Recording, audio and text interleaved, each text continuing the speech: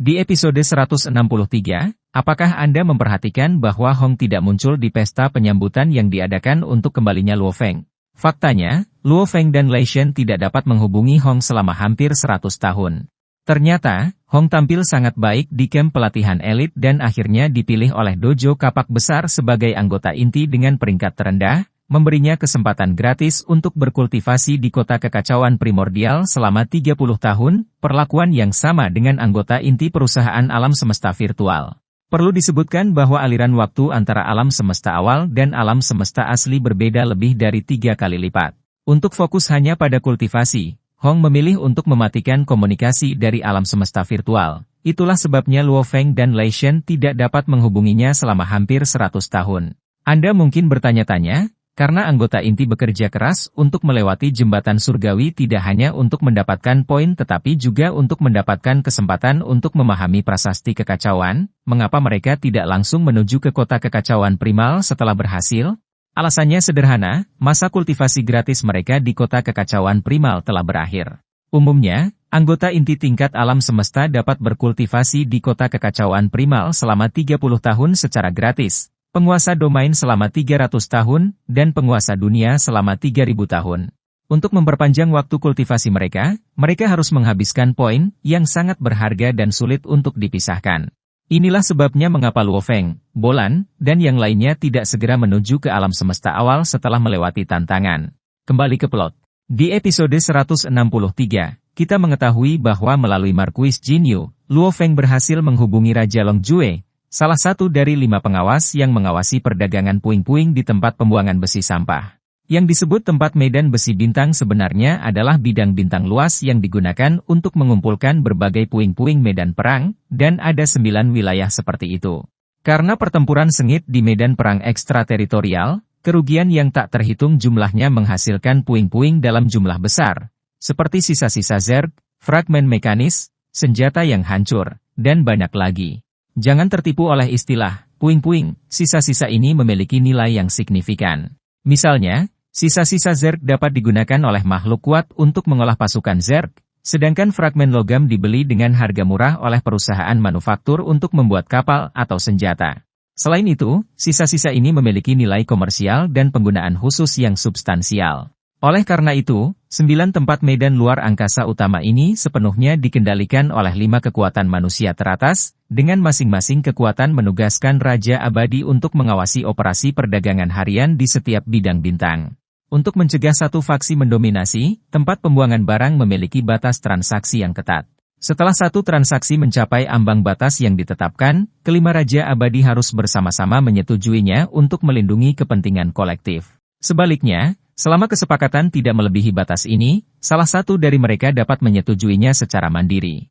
Untungnya, meskipun Luo Feng membutuhkan sejumlah besar sisa-sisa zerg, jumlahnya berada dalam kisaran persetujuan Raja Long Jue, menyelamatkan Luo Feng dari birokrasi tambahan. Lebih baik lagi, King Long Jue adalah anggota perusahaan alam semesta virtual. Setelah mengetahui bahwa Luo Feng adalah murid Raja Zhen Yan, dia secara alami menawarkan bantuan rahasia.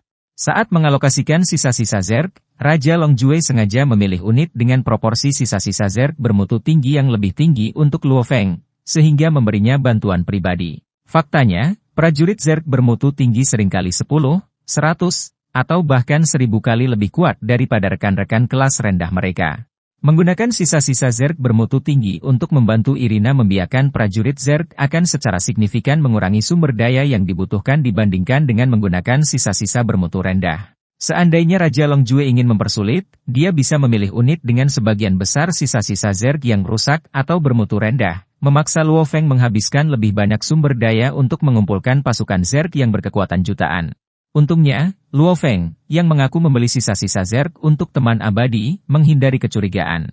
Lagi pula, tidak ada yang akan percaya bahwa seorang prajurit yang tampaknya hanya berada di penguasa domain tingkat 9 dapat memperbudak Ratu Zerg.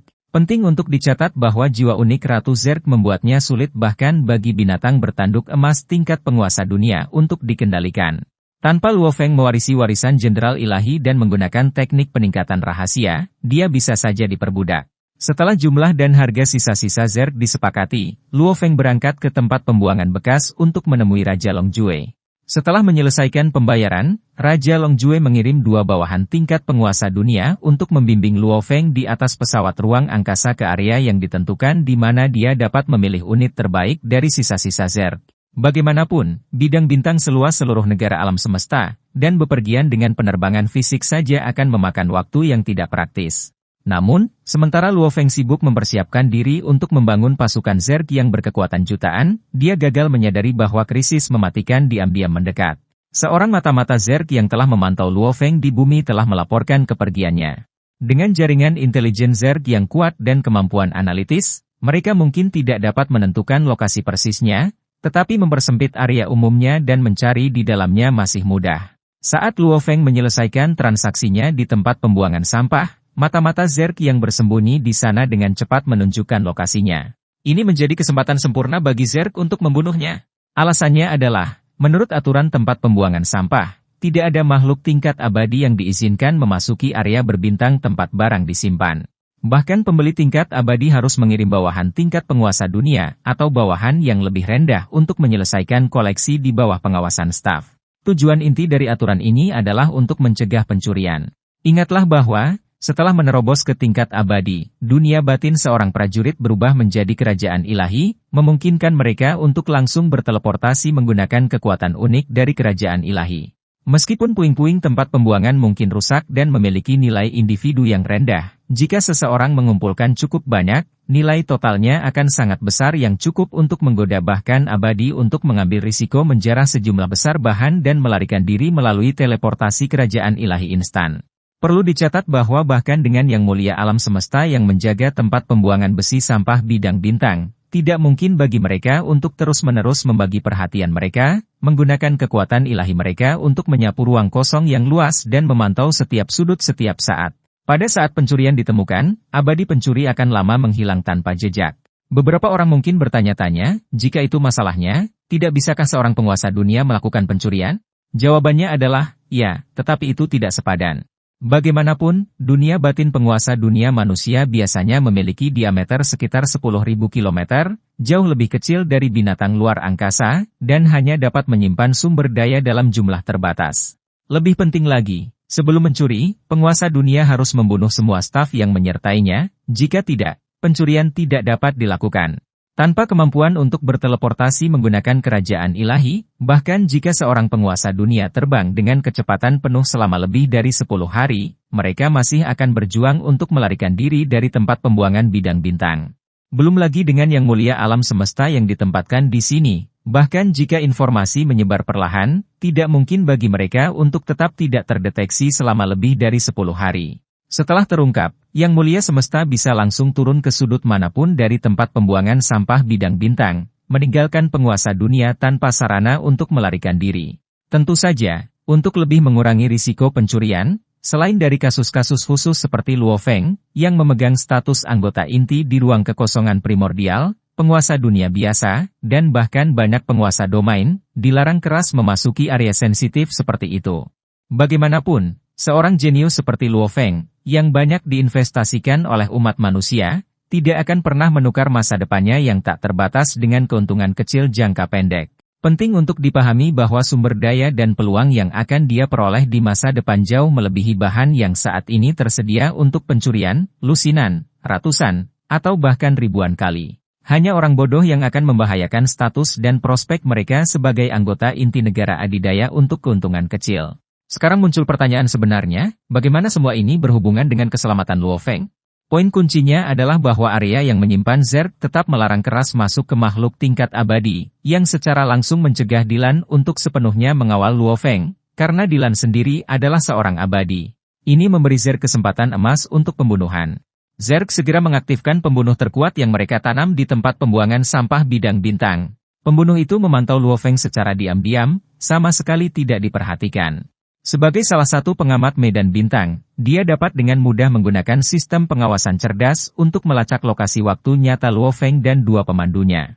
Setelah target terkunci, si pembunuh, dengan dalih mengklaim manfaat berburu harta karun eksklusif untuk staf junior, diam-diam meninggalkan posisinya dan langsung menuju Luo Feng. Dia memasang bom berjangka waktu di lokasi penyergapan yang direncanakan, menghancurkan perangkat pemantau, dan kemudian menyamar seolah-olah dia bertemu dengan kelompok Luo Feng secara kebetulan. Kedua pemandu itu benar-benar lengah karena berburu harta karun adalah fasilitas sah yang diberikan oleh manajemen atas ke peringkat bawah. Namun, apa yang tampaknya merupakan tindakan yang masuk akal segera memicu kecurigaan Luo Feng. Alasannya sederhana, ketika bom berjangka waktu meledak dan monitor dihancurkan, sementara peristiwa seperti itu di ruang kosong yang luas mungkin luput dari perhatian sebagian besar tetapi hilangnya sinyal pengawasan secara tiba-tiba langsung terdeteksi oleh Babata, yang segera memperingatkan Luo Feng. Beberapa saat kemudian, dua pemandu yang tidak menaruh curiga itu langsung terbunuh oleh penyergapan pembunuh. Pembunuh itu kemudian melancarkan serangan energi roh yang mematikan pada Luo Feng, yakin bahwa kekuatan penguasa dunia peringkat 9 puncaknya sudah cukup untuk dengan mudah menghancurkan penguasa domain peringkat 9 puncak. Tetapi Zerg tidak tahu bahwa tubuh asli Luo Feng adalah binatang bertanduk emas penguasa dunia peringkat 6, yang kemurnian energi rohnya menyaingi penguasa dunia peringkat 9. Selain itu, Luo Feng memiliki perlindungan inti kehidupan yang tak terpecahkan. Bahkan tanpa pertahanan aktif, hanya sedikit penguasa dunia yang bisa menerombosnya dengan mudah. Namun, Luo Feng tidak ingin mengekspos sifat menakutkan dari inti hidupnya, jadi dia memilih untuk dengan mudah menetralkan serangan energi roh pembunuh menggunakan menara kekosongan. Dia kemudian melakukan serangan balik dengan mengendalikan Mo Yunfain dan memegang senjata laser kelas E9. Saat Mo Yunfain meledak menjadi bentuk terbesarnya, Luo Feng diam-diam meminta klon klan Moshanya membawa inti kehidupan dan menyamar sebagai daun anggur. Diam-diam menyelinap ke sisa-sisa Zerg yang jauh bersama dengan tanaman merambat. Bagaimanapun, Zerg tidak pernah mengungkap rahasianya memiliki klon. Tidak ada yang akan membayangkan bahwa garis hidup Luo Feng yang sebenarnya tersembunyi di dalam tumpukan puing-puing yang jauh. Meskipun dia ingin mengambil kesempatan ini untuk menguji kekuatan tempurnya sendiri, Luo Feng tetap tenang, menghindari arogansi dan kecerobohan. Hanya setelah memastikan keselamatan klon itu dia menyerang tanpa ragu-ragu, meluncurkan serangkaian serangan dengan tubuh manusianya. Perlu disebutkan bahwa pada penguasa dunia tingkat 6, setiap pohon anggur utama dari Mo Yunfain setara dengan pembangkit tenaga listrik tingkat 8 penguasa dunia dan memiliki kemampuan regeneratif yang menakutkan di mana penguasa dunia biasa tidak dapat menimbulkan kerusakan besar padanya. Dengan lebih dari 200 tanaman merambat menyerang secara bersamaan, pembunuh itu benar-benar ditekan, hampir tidak bisa melawan. Serangannya bahkan tidak bisa mengimbangi kecepatan regenerasi Mo Yunfain. Lebih buruk lagi, Luo Feng mengendalikan Mo Yunfain dan tiba-tiba menembakkan pistol laser secara sinkron. Terjebak oleh tanaman merambat, si pembunuh tidak bisa sepenuhnya menghindari tembakan. Namun, dihadapkan dengan tubuh kuat dari puncak penguasa dunia tingkat 9, meskipun pistol laser menimbulkan luka parah, itu masih belum cukup untuk membunuhnya di tempat. Saat Luo Feng percaya kemenangan ada dalam genggamannya, aura menakutkan yang tak terduga tiba-tiba turun. Alasan pembunuh ini dipuji sebagai penyusup terkuat yang ditanam Zerg di tempat pembuangan sampah bidang bintang bukan karena kekuatannya sendiri yang tak tertandingi, tetapi karena seorang pembunuh tingkat abadi tersembunyi di dalam dunia batinnya. Dalam sekejap, wilayah hukum api yang menyala meletus, dengan panas terik menyapu ke segala arah. Mo Yunfain langsung dan benar-benar ditekan, dengan sebagian besar tanaman merambatnya berubah menjadi abu dalam api. Saat pembunuh tingkat abadi mengungkapkan dirinya, Luo Feng segera mengirim serangkaian pesan marabahaya ke Raja Longjue, mencoba menarik perhatiannya. Setelah menerima email marabahaya, Raja Longjue segera bersiap untuk campur tangan. Namun, karena langkah-langkah anti korupsi, tempat pembuangan besi bidang bintang telah lama menerapkan sistem manajemen cerdas yang ketat yang diberlakukan oleh otoritas yang lebih tinggi. Aturannya tidak bisa dikesampingkan. Bahkan sebagai pembangkit tenaga listrik tingkat abadi Raja Longjue tidak berdaya. Dia tidak bisa mengabaikan sistem dan secara paksa memasuki area barang, atau dia akan langsung diserang oleh sistem cerdas. Ini adalah keterbatasan sistem cerdas di mana ia secara efektif mencegah korupsi tetapi tidak memiliki fleksibilitas untuk beradaptasi. Selain itu, bahkan jika Raja Longjue menentang aturan untuk menyelamatkan Luo Feng, kekuatannya tidak cukup untuk langsung tiba di medan perang. Tempat pembuangan besi bidang bintang sangat luas dan hampir tak terbatas, dan bahkan dengan penguasaan teknik teleportasi, sulit untuk melintasi jarak yang begitu jauh dalam satu langkah. Lebih buruk lagi, Raja Longjue baru saja mencapai tingkat abadi raja dan belum menguasai teleportasi. Hanya mengandalkan penerbangan berkecepatan cahaya, dia akan membutuhkan setidaknya beberapa hari untuk mencapai lokasi Luo Feng. Pada saat itu, pertempuran kemungkinan sudah diputuskan. Jadi, pada saat ini, yang bisa dilakukan Raja Longjue hanyalah menunggu tanpa daya saat sistem cerdas mengikuti prosedur untuk melaporkan situasi dan meminta Yang Mulia Semesta yang ditempatkan untuk campur tangan. Namun, dari pemrosesan sistem hingga pengiriman pesan hingga kedatangan Yang Mulia Alam Semesta, serangkaian tindakan ini akan memakan waktu setidaknya lebih dari 1 menit. Dalam pertempuran tingkat abadi, bahkan 1 detik bisa melihat beberapa bentrokan, apalagi lebih dari 1 menit penuh. Dalam jendela waktu yang fatal ini, apakah Luo Feng dapat bertahan sampai bala bantuan tiba akan sepenuhnya bergantung pada perlawanannya sendiri yang putus asa. Jadi, apakah penyelamatan akan tiba tepat waktu? Dan bagaimana Luo Feng akan mengatasi krisis hidup atau mati yang tiba-tiba ini? Semua misteri ini akan terungkap di spoiler berikutnya. Menantikan! Itu saja untuk video ini. Terima kasih telah menonton video ini. Semoga Anda memiliki hari yang menyenangkan.